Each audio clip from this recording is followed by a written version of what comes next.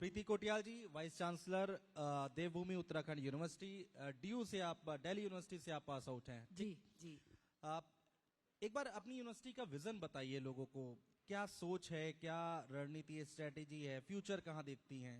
हमारा जो यूनिवर्सिटी का विजन है, it is very contemporary and I think it is very apt for the present times. So our vision basically is a four liner, but I think उसमें जो छिपे हुए उद्देश्य है यूनिवर्सिटी के वो बहुत गहरे हैं और उनका बहुत ज़्यादा मीनिंग है।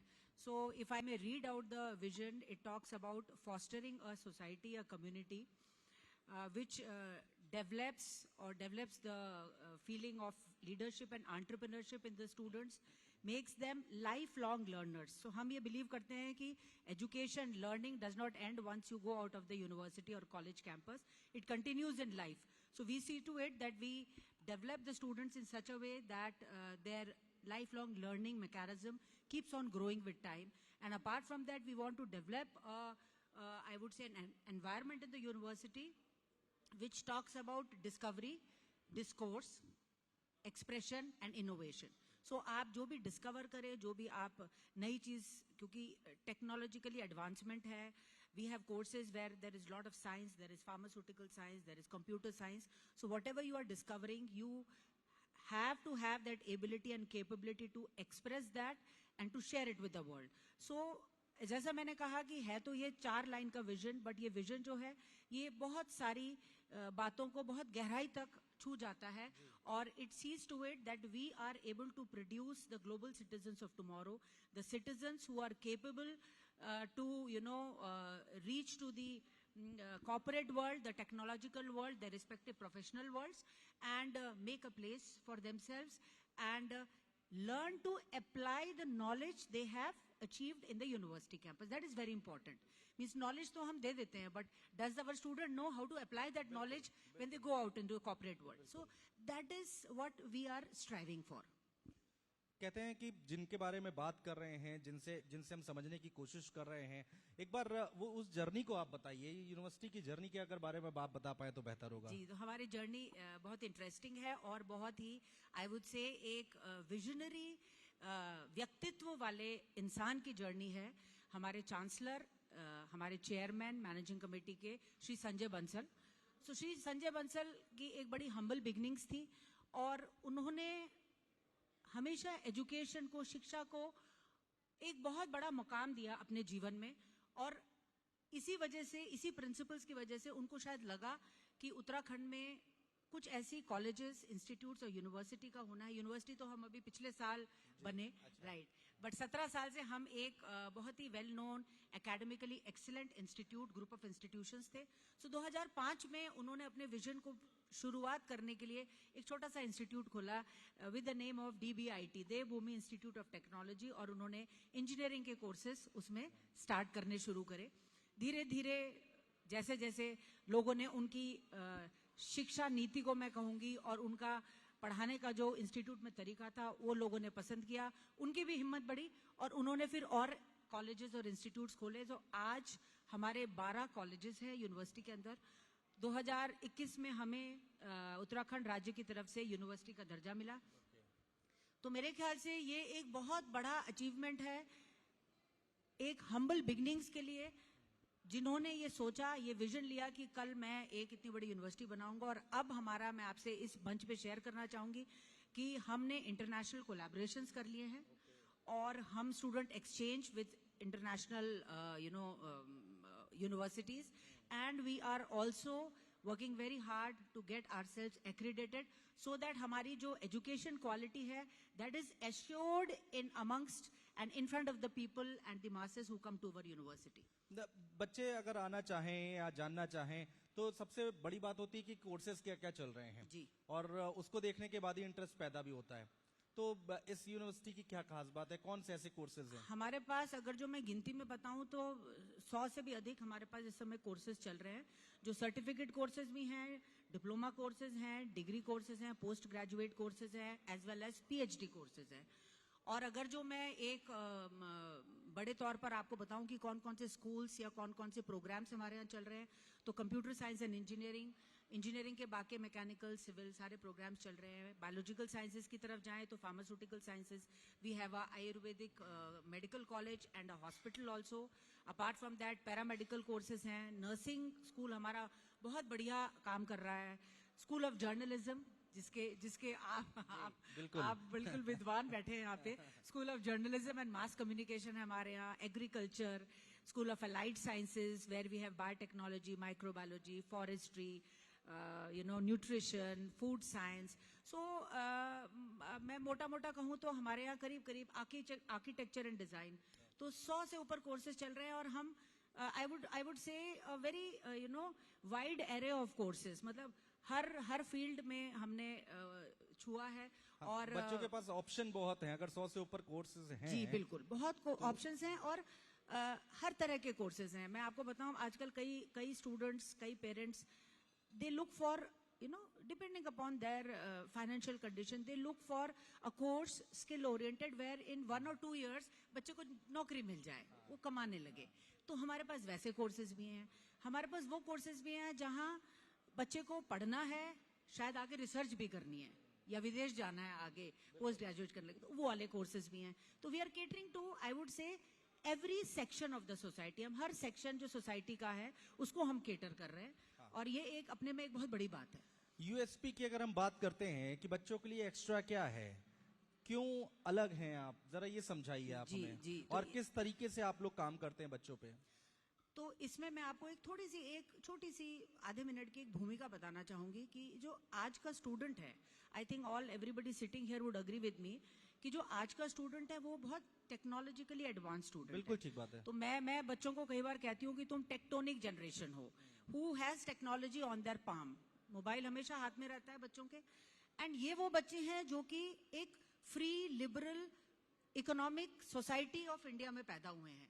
इन्होंने वो समय नहीं देखा जब जी न्यूज नहीं था और जब स्टार प्लस नहीं था. इन्होंने वो समय नहीं देखा. ये सब वो बच्चे हैं जो 2000 और 2010 के बाद पैदा हुए, जो हमारे यहाँ आते हैं. तो इनकी दुनिया डिफरेंट है. इनके एम्बिशंस और इनके सपने जो हैं वो सारे के सारे सोशल मीडिया गवर्न करता है.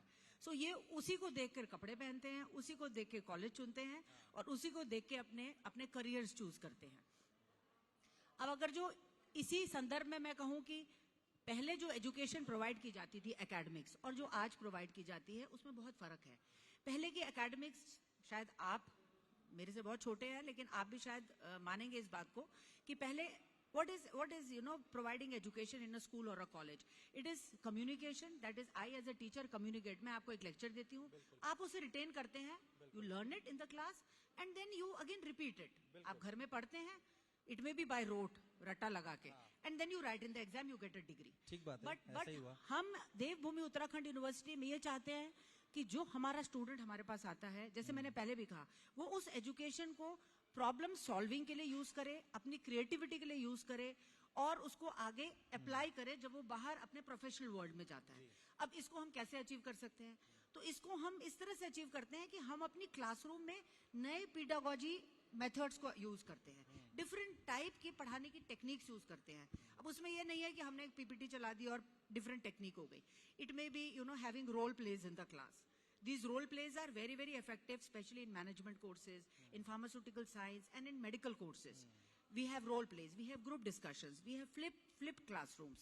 तो flipped classroom में क्या होता है कि आप स्टूडेंट हैं मेरे, मैंने आपको एक टॉपिक दे दिया, आप तैयार करके आइए सारी क्लास. अगले दिन we will have a discussion, and during the discussion the student is going to learn that what is this topic exactly about. Instead of just me giving a lecture in the class and student just listening to it and writing it. वो creativity, critical thinking और problem solving skills नहीं आएंगी. सो ये हमारा एक strong point है अनुज जी, जो हम ये तीनों चीजों को बहुत ध्यान रखते हैं अपनी क्लासरूम टीचिंग में. उसके अलावा हम जो नई शिक्षा नीति आई है, जो हमारी मिनिस्ट्री ऑफ एजुकेशन और हमारी जो नरेंद्र मोदी जी की सरकार है, उन्होंने जो एक बहुत ही महत्वाकांक्षी नई शिक्षा नीति लाई है 2020 जिसको हम कहते हैं, जो इम्प्लीमेंट अब होने लगी है. तो उसके हमने कुछ पहलुओं को अपने करिकुलम में इनकॉर्पोरेट किया है, जिसमें कि अगेन वो हमें डिफरेंट बनाते हैं दूसरों से.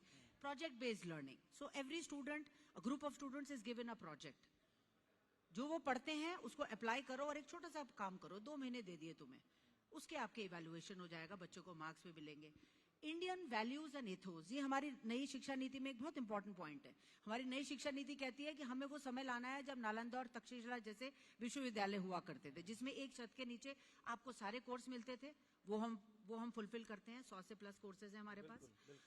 हम एक अलग टाइप की पढ़ाई दे रहे हैं बच्चों को, और हम उसमें इंडियन वैल्यूज और इथोस को भी जरूर पढ़ा रहे हैं। सो इट्स नॉट कि एक स्टूडेंट जो कंप्यूटर साइंस पढ़ रहा है, ये जरूरी तो नहीं कि उसको ना पता चले कि हमारे इंडियन वैल्यूज क्या है, हमारे एथोस क्या है, तुम्हें कितना कंपैशनेट और कितना एम्पैथेटिक होना है, तुम्हें एक लोअर तबके की सोसाइटी के व्यक्ति के साथ किस तरह से बिहेव करना है। तुम पढ़ लिख गए तो उसका मतलब ये तो नहीं कि तुम बहुत ऊपर चले गए। तो ये सारी की सारी चीजें एक्सपीरियंशियल लर्निंग, बच्चे एक्सपीरियंस से लर्न करते हैं। तो ये सारी चीजें हमने अपने करिकुलम में ऐड करी हैं, जो हमें थोड़ा दूसरों से भिन्न बनाती है। तो मुझे लगता है कि जो मैंने आपको बोला कि एक टेक्टोनिक जो हमारा आज का बच्चा है, जो कि टेक्नोलॉजी एनेबल्ड बच्चा है, उसके लिए इस तरह की शिक्षा देना बहुत जरूरी है। गूगल से सब कुछ मिल जाता है आजकल। तो बच्चा थोड़ी चाहता है कि प्रोफेसर आके वो पढ़ाए। बच्चा तो एक मेंटोर ढूंढता है एक प्रोफेसर में, जो उन्हें सही दिशा दिखाए, नहीं ना कि सिर्फ उन्हें लेक्चर्स दे और नॉलेज प्रोवाइड करे। बिल्कुल ठीक बात है। आपकी यूनिवर्सिटी का नाम है देवभूमि उत्तराखंड यूनिवर्सिटी, और अगर हम देवभूमि की बात करें, उत्तराखंड की बात करें, तो बहुत ही पहाड़ी इलाका है, कहीं गांव में कोई बच्चा है। अब आपकी यूनिवर्सिटी की फीस भी ज्यादा होगी। नहीं, हमारी फीस बहुत ज्यादा नहीं है। ये मैं दावे के साथ कह सकती हूँ कि हमारी फीस ज्यादा नहीं है। हम इस बात को बहुत ध्यान रखते हैं। बच्चे हैं, बहुत सारे ऐसे परिवार हैं जो नहीं दे पाते हैं। जी बिल्कुल। आप समझ रही मैं क्या कह रहा हूँ? जी बिल्कुल। वो इतने समर्थ नहीं है, तो उनके लिए क्या कुछ किसी तरह का प्रयोग? तो उनके लिए एक तो जो हमारे उत्तराखंड डोमिसाइल के स्टूडेंट्स हैं, उनके लिए तो स्ट्रेट अवे 25% की डिस्काउंट है ट्यूशन फी में। तो कोई भी उत्तराखंड का डोमिसाइल सर्टिफिकेट लाएगा। आपने जैसे बोला कि हमारे उत्तराखंड के दूर दराज के बच्चे, हिल्स के बच्चे हैं, जो इतना शायद सक्षम नहीं है, इतना अपने को सपोर्ट नहीं कर सकते फाइनेंशियली, लेकिन पढ़ना चाहते हैं, आगे बढ़ना चाहते हैं। भारत सरकार ने हमेशा से, आज मंत्री जी भी नीति आयोग की बात कर रहे थे, मुख्यमंत्री जी, तो भारत सरकार ने और नीति आयोग ने हमेशा equity and access in education की बात करी, कि सबको समानता से एजुकेशन का अधिकार है, हमारा राइट टू एजुकेशन भी है। तो उसको देखते हुए हमने ये निर्णय लिया कि हमारी यूनिवर्सिटी में जो एक गरीब तबके का बच्चा है, जिसको आप कह लो बीपीएल कैटेगरी वाला बच्चा या इकोनॉमिकली वीकर सेक्शन का बच्चा, वो अगर जो अपना सर्टिफिकेट प्रोड्यूस करता है, तो हम उसे ट्यूशन फी 100% वेवर देते हैं। 100%। बच्चे को सिर्फ अपनी यूनिफॉर्म लेनी है, हॉस्टल में रहेगा तो हॉस्टल की फीस देनी है, खाने की फीस देनी है, पर ट्यूशन फी जो हमने उसको शिक्षा प्रदान करनी है, हम कुछ भी चार्ज नहीं करते। उत्तराखंड के बच्चे को हम 25% फी वेवर देते हैं, प्लस हम कुछ एनजीओ से जुड़े हुए हैं। अच्छा। जैसे एक डोर फाउंडेशन है, हम उससे जुड़े हैं। अच्छा। देहरादून बेस्ड है। तो वो हमारे यहाँ जिन बच्चों को प्रवेश दिलाते हैं, हम उनसे कोई फीस नहीं लेते। जो बच्चा डोर फाउंडेशन के थ्रू हमारे यहाँ आएगा, we will not charge any fees from those students. So हमारे यहाँ आपको मैं कहूँ कि डोर फाउंडेशन से हर साल करीब इजीली 15, 20, 25 स्टूडेंट्स आ जाते हैं। देन ऑफ कोर्स उत्तराखंड का तो आप मानेंगे कि 70% बच्चा उत्तराखंड से ही है हमारे। बिल्कुल बिल्कुल बिल्कुल। और सबसे बड़ी बात ये होती है कि आपको लगता है कि जो स्टाफ आप रख रहे हैं, या प्रोफेसर्स रख रहे हैं, टीचर्स रख रहे हैं जी, वो क्या आज के जमाने में जो जिस टेक्नोलॉजी की आप बात कर रही हैं, जिस आज के दौर की बात कर रही है, बच्चा जो चाहता है वो दे पाता, तो आपको लगता है कि वो भी एक चुनौती है? Very good question. सो वो चुनौती हमने कोविड के समय फील करी। हाँ। स्कूल्स में भी और कॉलेजेस में भी, क्योंकि ऑनलाइन लर्निंग हो गई, और number of teachers were not so equipped to take classes on Microsoft team और other platforms which are available. So I think covid ने एक ब्लेसिंग इन डिस्गाइज था, हम सबको सिखा दिया कि हमें कैसे ऑनलाइन टीचिंग करनी है। अब जहां तक आप कहते हैं कि हमारी फैकल्टी कितनी इक्विप्ड है, तो हम यूनिवर्सिटी में ये मानते हैं कि फैकल्टी का भी अपग्रेडेशन जो है वो रेगुलर होते रहना चाहिए। तो हम हर 6 महीने में अपने यूनिवर्सिटी में फैकल्टी मेंटरिंग प्रोग्राम्स करते रहते हैं। अभी जैसे हमारी समर ब्रेक था जून और जुलाई में, तो लगातार फैकल्टी मेंटरिंग प्रोग्राम्स थे। यस, लगातार वो हम अपने यूनिवर्सिटी में कराते रहते हैं। इन 2 मैं कहूंगी महीनों में हमने करीब 2 वीक्स के फैकल्टी डेवलपमेंट प्रोग्राम्स कराए हैं, जिसमें डिफरेंट एस्पेक्ट्स थे, whether it is resistance to change, whether it is time management, whether it is punctuality to the class, whether it is the dressing sense of a teacher. हर aspect में, हर पहलू, क्योंकि teacher का हर पहलू बच्चे के व्यक्तित्व को इफेक्ट करता है, तो हमने हर पहलू को छुआ उसमें। Plus apart from that, how well can you teach and how much a teacher is equipped with the new education policy of government of India. तो इसमें हम हर साल करते हैं। प्लस जो टीचर्स बाहर जाके, जैसे फॉर एग्जांपल चंडीगढ़ में you have NITTTR, national institute of technical teachers training institute है, ministry of human resource development का. So if any teachers, Chandigarh is very close for us, number of teachers are interested to go and take that 15-day faculty development program. So we provide financial support to them to undergo that program. And we also provide them leaves. They have to produce a certificate and we provide them leaves. We provide them assistance. आप जाइए, अपने को upgrade करिए, वापस आइए और वो upgradation हमारे स्टूडेंट्स को दिखाइए. कई बार हमेशा ये बात होती है कि भाई स्टूडेंट को लेकर हमेशा देखा जाता है, उनके पॉइंट ऑफ व्यू से सोचा जाता है, लेकिन कभी आप लोगों के पॉइंट ऑफ व्यू से नहीं सोचते हैं लोग.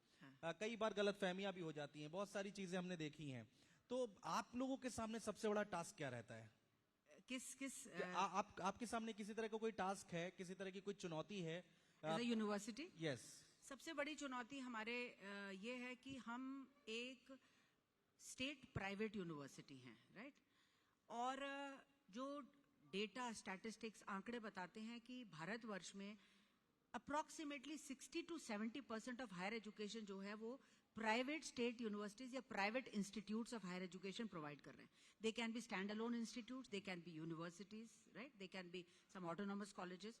सो वो ही प्रोवाइड कर रहे हैं एजुकेशन. बट अनफॉर्चुनेटली हमें, specially if I talk about research, तो हमें रिसर्च फंडिंग जनरेट करने में बहुत दिक्कतें होती हैं. वो हमारे लिए एक सबसे बड़ा चैलेंज है एज अ यूनिवर्सिटी. ऑपरेशनली मैं कहूँ तो हमारे लिए, being specially in the northern part of the country and in Uttarakhand, जो हमारे पास स्टूडेंट्स आते हैं, वो हमें एक ये चैलेंज होता है कि हमारे बच्चे वर्नाक्युलर से होते हैं. वो जो एक जनरल मोड ऑफ हमारे यहाँ एक टीचिंग है, सो कॉल्ड इंग्लिश मीडियम, उनमें वो बहुत सक्षम नहीं होते हैं. तो हमें स्पेशल क्लासेस हम उनके लिए करते हैं. ये भी हमारी एक, I would say that something which DBUU is doing, Devbhoomi Uttarakhand university. हम एबिलिटी एनहांसमेंट क्लासेस करते हैं उनके, राइट? तो उसमें हम उनको सॉफ्ट स्किल्स, अपने को कैसे प्रेजेंट करना है, फर्स्ट ईयर में बताते हैं, CV कैसे लिखना है. आप इंटरव्यू में जाते हैं तो मॉक इंटरव्यूज कराते हैं, आपने इंटरव्यू में अपने को कैसे प्रेजेंट करना है. तो वो अगर जो 100% इंग्लिश नहीं बोल पाता, बट वो इतनी इंग्लिश और इतनी पर्सनालिटी डेवलप कर लेता है कि वो एक अपने प्रोफेशनल वर्ल्ड में सर्वाइव कर सके. तो ये एक हमारे लिए एक चुनौती है. और दूसरी चुनौती सबसे बड़ी है जो हम फंडिंग की फेस करते हैं. हमें अपने फंड्स पे ही सरवाइव करना है. सरकार की तरफ से हमें कोई भी हेल्प नहीं मिलती है सरकार जी, की बिल्कुल. तरफ से. सरकार सुन रही होगी इस वक्त बिल्कुल. आपको और मैं चाहती हूँ इस पर विचार भी करेगी.